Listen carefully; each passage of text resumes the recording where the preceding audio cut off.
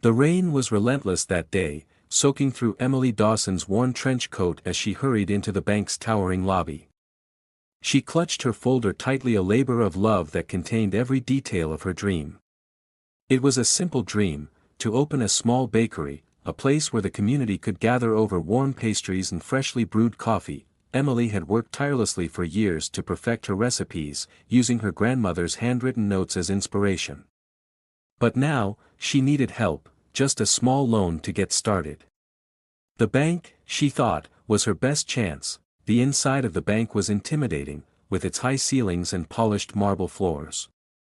Emily took a deep breath and approached the counter, where a man in a stiff suit and glasses greeted her with a rehearsed smile. "Good afternoon," he said, barely glancing at her.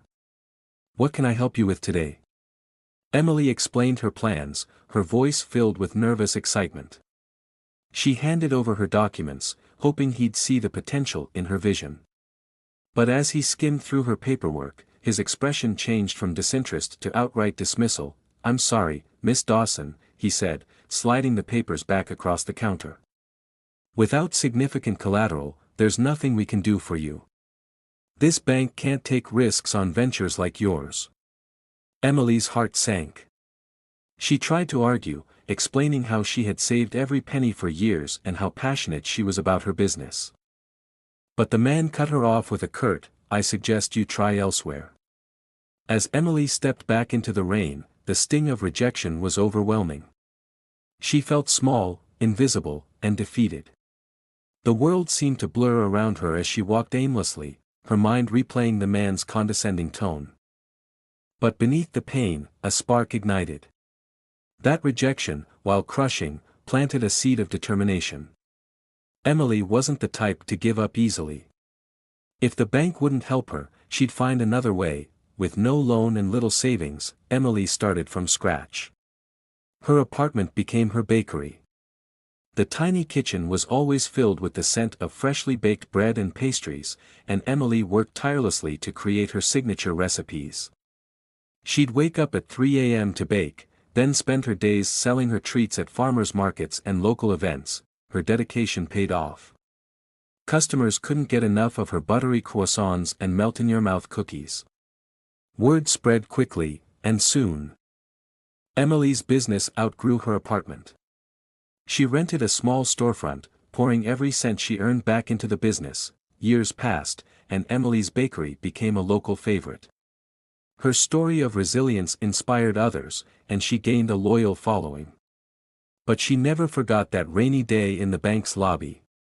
The memory of that rejection fueled her ambition, driving her to dream bigger. One evening, while flipping through the local news, Emily stumbled across an article that caught her attention. "Local bank faces financial crisis amid scandal."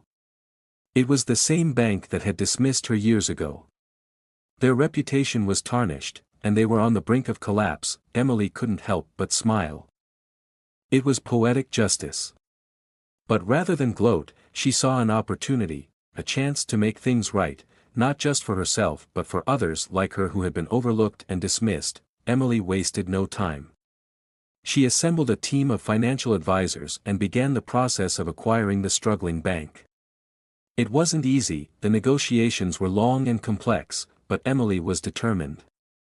She worked tirelessly behind the scenes, ensuring that her plans remained a secret. When the deal was finally finalized, Emily walked into the bank's boardroom for the first time since that fateful day. This time, she wasn't a desperate entrepreneur seeking approval. She was the new owner. The room was filled with the same type of people who had once dismissed her, suits and ties, all looking smug and self-assured.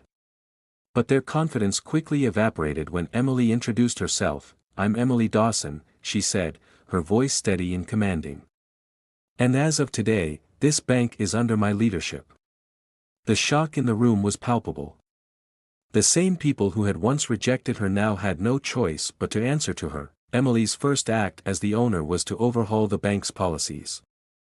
She implemented programs to support small businesses, particularly those owned by women and minorities who had been overlooked for too long.